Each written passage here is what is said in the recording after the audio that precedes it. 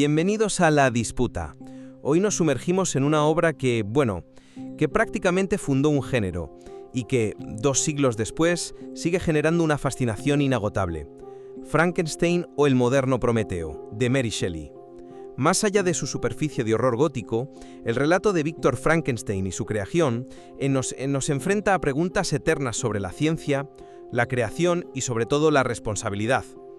El material de referencia nos impulsa a formular la cuestión central. ¿Es la novela una tragedia sobre el fracaso ético de un creador que abandona a su criatura? ¿O es, en su raíz, una advertencia sobre la arrogancia de una ciencia que se atreve a cruzar límites que deberían ser infranqueables? Yo voy a defender que la novela es una crítica a la falta de responsabilidad del creador, no a la búsqueda de conocimiento en sí misma. Frankenstein no es la causa de la tragedia, sino la consecuencia. Vamos, la consecuencia inevitable de su pecado original, el acto mismo de crear vida de forma antinatural, jugando a ser Dios. Entiendo esa perspectiva, de verdad, pero para mí el epicentro moral del libro es la negligencia. La catástrofe no se desata en el laboratorio, en el momento de la creación, sino en el instante inmediatamente posterior, cuando Víctor, horrorizado por la apariencia de su obra, la abandona a su suerte. El material de origen lo capta muy bien. La criatura al nacer es como una especie de niño pequeño al que hay que ir educando. Posee una mente en blanco, una potencialidad inmensa. Sin embargo, como bien señala la fuente, Víctor no tenía mucha paciencia para educarlo. En ese rechazo, en esa abdicación de su deber como padre, ahí reside el verdadero crimen. La novela es, ante todo, un estudio sobre el fracaso de la empatía. La violencia de la criatura no es una característica innata, es un lenguaje aprendido, un lenguaje que adquiere a través del rechazo, empezando por el de su propio creador. La fuente es clara, mata porque se siente maltratado por la sociedad. Por tanto, la ciencia de Víctor tuvo éxito. Creó un ser sensible, inteligente. Quien fracasó fue el hombre, incapaz de superar su prejuicio y asumir la responsabilidad moral de su éxito científico. Pues yo ahí disiento en el punto de partida. A ver, la tragedia no comienza con el abandono, sino con la profanación. Es que no podemos obviar el género en el que Shelley inscribe su obra. Es una novela gótica. Y el horror gótico de Shelley no reside en fantasmas o castillos, sino en la transgresión de los límites fundamentales de la naturaleza. El acto de creación en sí mismo es el evento terrorífico. Es el pecado original. La fuente subraya que uno de los temas centrales son los límites de la ciencia y lanza una pregunta clave. ¿Los científicos tendrían que cortarse un poco y no inventar tanto? Esa pregunta no apunta a la ética post-creación, sino a la legitimidad de la creación misma. Y fíjate en el subtítulo, el Prometeo moderno. Es que es la clave de bóveda.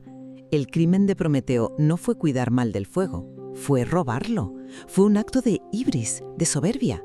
La soberbia de Víctor es idéntica, usurpar la capacidad de dar vida. Su posterior irresponsabilidad no es un fallo de carácter aislado, es el síntoma, la consecuencia lógica de un hombre que se ha embarcado en una empresa que lo supera moralmente desde su concepción. Sí, pero al centrarte tanto en el acto de la creación, no estás pasando por alto la naturaleza misma de la criatura.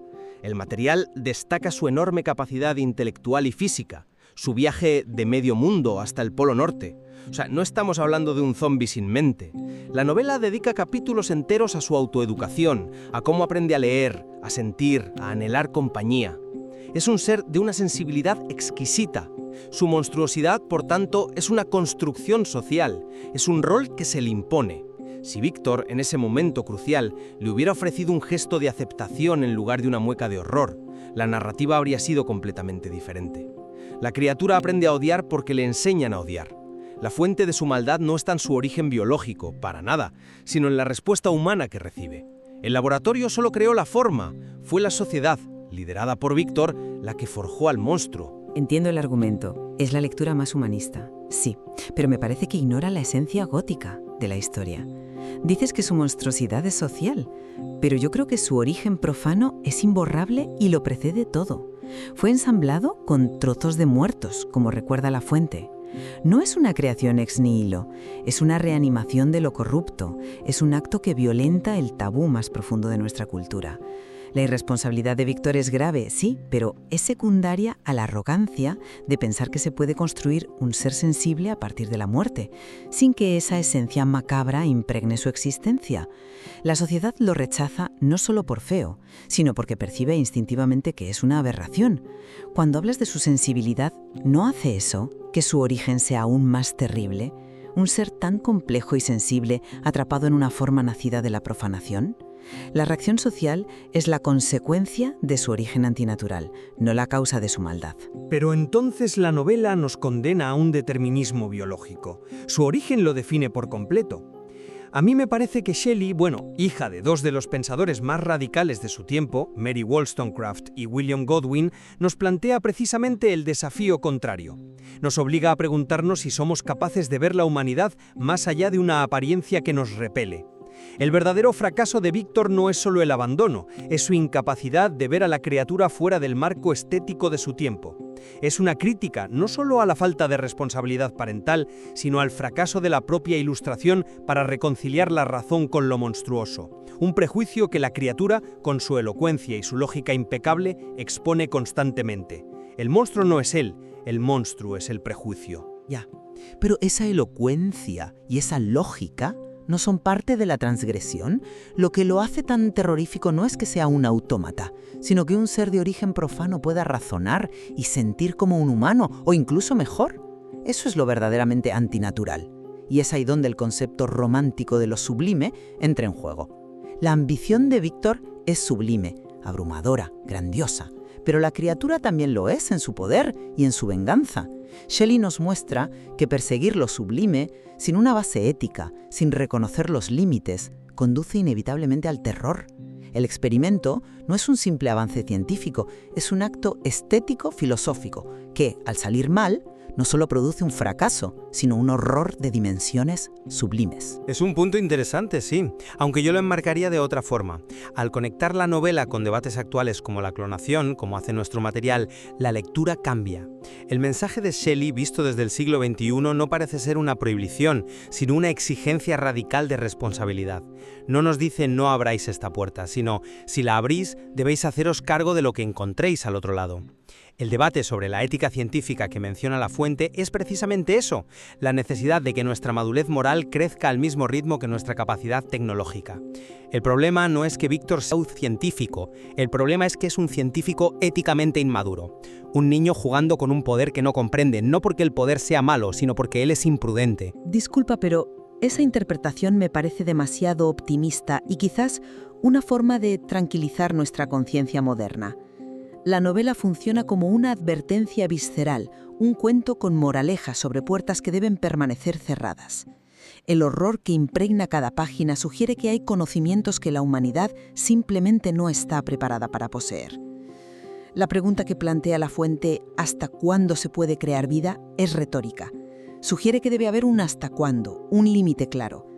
La flagrante responsabilidad de Víctor no es un fallo personal y anecdótico. Para mí, es la prueba empírica dentro de la ficción de que los seres humanos carecemos de la entereza moral para manejar este poder.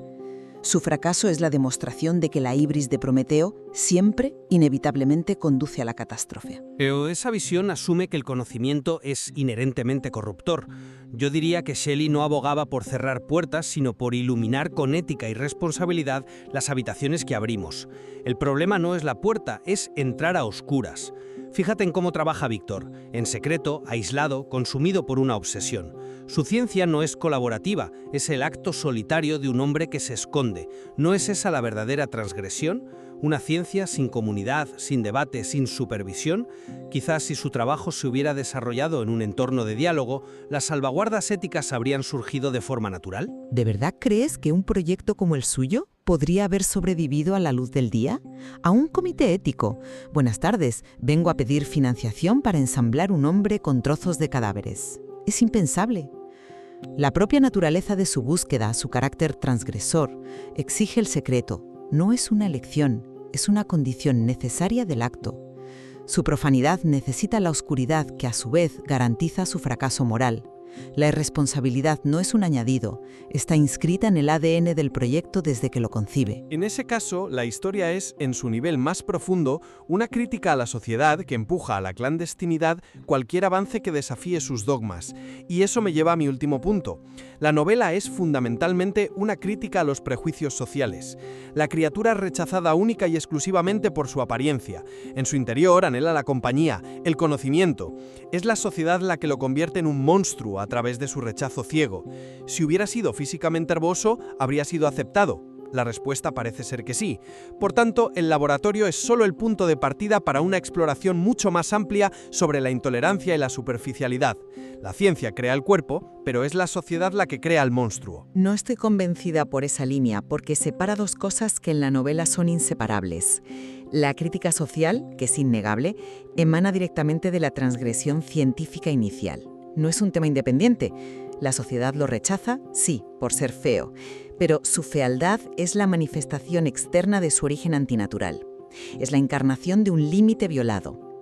La reacción social, aunque la novela la muestre como cruel, es una respuesta instintiva a algo que nunca debió existir. La raíz del problema, la causa primera de todo, sigue siendo el experimento del Dr. Frankenstein.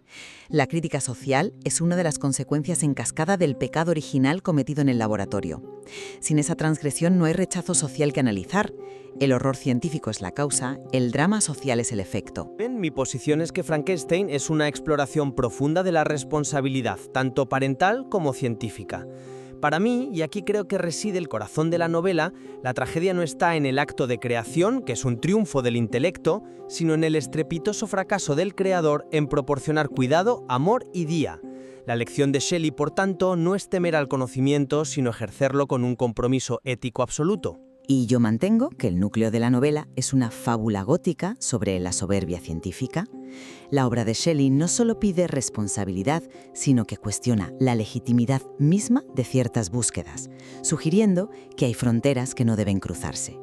El fracaso de Víctor no es un simple error de juicio, es la consecuencia directa, predecible e inevitable de haber cometido una transgresión fundamental contra el orden natural de la vida y la muerte. Ambas perspectivas, desde luego, encuentran un fuerte apoyo en la complejidad de la obra de Shelley.